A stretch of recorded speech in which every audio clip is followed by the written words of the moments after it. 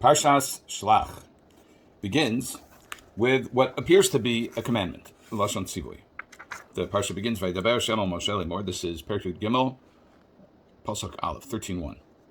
Beis says, Shlach lecha anoshim, send for you men, v'yasuru es eretz Canaan, and they will scout out the land of Canaan, asher anino, saying, Livnei Yisrael, that I am giving to the children of Israel. Ish echad l'mateh v'sof tishlachu kanasi b'hem.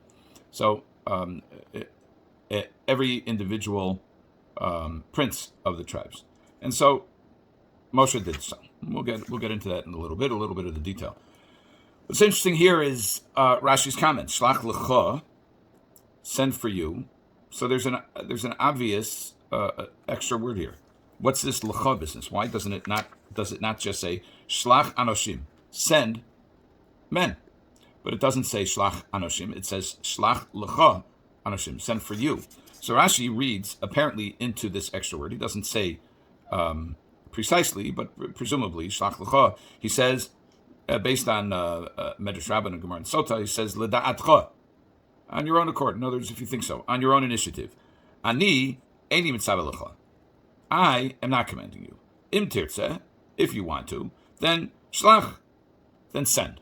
So why would Moshe think that it's appropriate to send? So Rashi continues, citing the first chapter of Devarim, which we'll read momentarily. Lefi shabo Yisrael v'amru, because the Israelites came and they said, Nishlacha anoshim lefanenu, k'mo shenemar v'atikru v'nei elai kulchem. So we need to resort to the first chapter of Chumash Devarim, Parshas Devarim, and there it's in 1:22. Perek Aleph Pasuk Beis. It says, "Vatikru v'nei elai kulchem." And you all approached me, Vatomru, and you said, "Nishlacha anoshim lefanenu." Let us send men before us, v'yachperu lanu es haaretz, and they will investigate, dig around in the land. We talk about being chofer bor, about digging a pit, and chafira is a dig.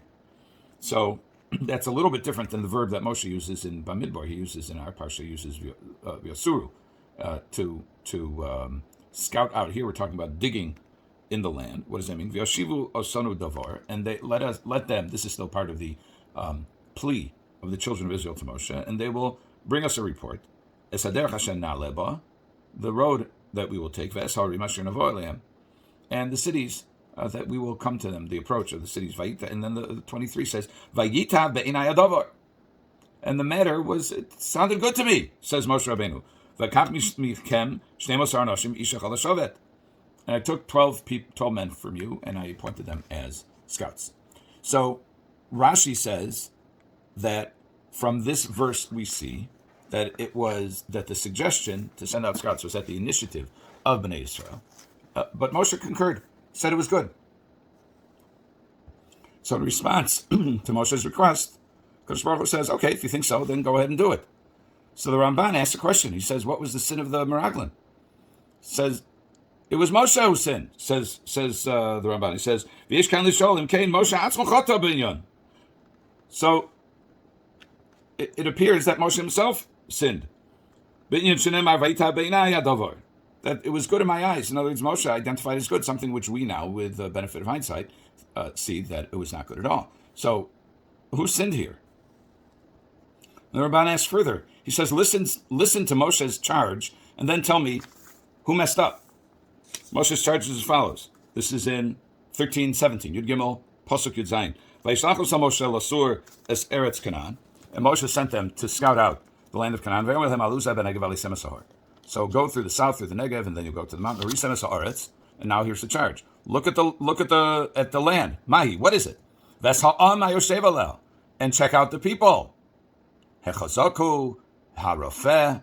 Are they mighty? Are they weak? Hama'atu, imrav. Are they few in number? Are they many in number? And what's the quality, the nature of the land? Hatovahi imra. Is it good or is it bad? And what about the cities that the people are dwelling in? Habamachanim in mivtzarim. Are they in open areas or in fortified areas? Is the land fertile or is it fat or is it thin? Does it have trees or not? And be strong, strengthen yourselves. and you'll take from the fruit of the land. Vayamim may be Koreanovim, and it was the season that the grapes were beginning to grow. So the Ramban asks a question. The 12 scouts are charged with responding to Moshe's queries.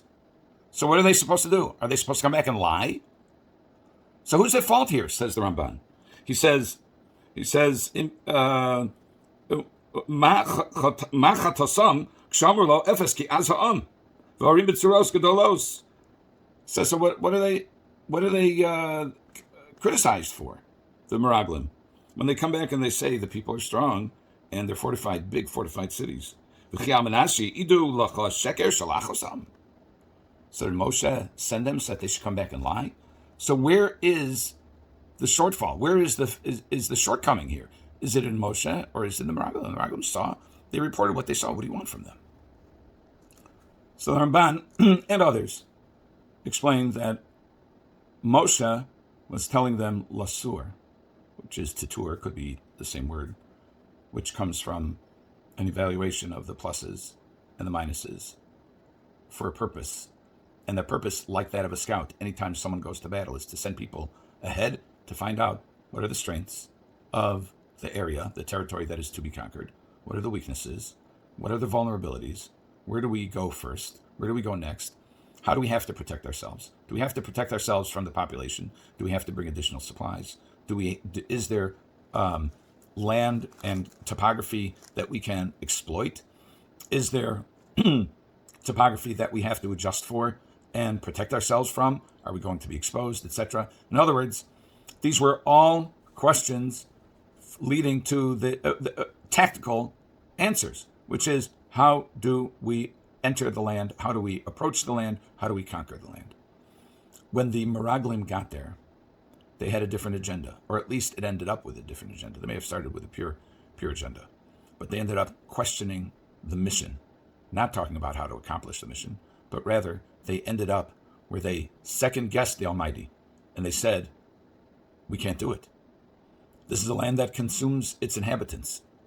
The verse says in Lamed Aleph 31, verse 31, V'anashim asher alu imo amru, the men who went up with Kalev, this is after Kalev objects to the report, in the middle, and says we can do it. They say, Lo nuchal la'alos el ha'am ki chazaku mimenu. We cannot go up against this people. They're too strong for us. What gave them the right to opine about this? Baruch Hu said, the Almighty said, you are going to inherit the land. Where do they come off, the Meraglim, says the Ramban, where do they come off making the decision that we can't do it? They have the right to report the facts. And the reason that Moshe wanted the facts was to be able to address their concerns about how to best approach the land and how to best conquer the land. He did not say you should question the mission. This is a challenge for all of us whenever we look to do the right thing, whenever we look to fulfill Ritzon HaBorei. We frequently are faced with challenges in our lives about how do we accomplish a certain goal. And when it comes to a mitzvah, or when it comes to prohibition and Aveira, there are methods for approaching it. And sometimes the challenge is difficult. There's no question that the challenge would be difficult for the Bnei Yisrael to conquer the territory. But at the end of the day, HaKadosh Baruch Hu said, you do it. And we, as the Avodim of HaKadosh Baruch Hu, as the servants of HaKadosh Baruch Hu, we say, yes, sir, we will do it. Now, the only question is how we do it. How is a legitimate question? Is a legitimate question all the time, because that facilitates our coming up with the resolution, with a method of accomplishing Ritzon HaBorei. But when things are difficult, it is not legitimate to say, wait, I can't do this. This is too difficult. If the halacha is, if we understand Ritzon HaBorei, the will of the Almighty, is that we accomplish a certain goal, we have to accomplish that goal. This applies in so many areas. It applies to sending your kids to day school. And how do you come up with a tuition? Whether you go on scholarship, whether you have to cut back on other expenses, whether it's a lifestyle choice, whether it's how you function in a world that frequently have manifestations of antithetical concepts that are antithetical to Torah Judaism. They're around us. So we don't say, oh, it's too difficult, we're going to give in. It's difficult. Yeah, okay. So we have to figure out how to do it. Ultimately, we are being taught a lesson here that with the knowledge that we are doing the right thing must come the confidence that we can get it done. And then the question is, how do we do it? Have a good Shabbos.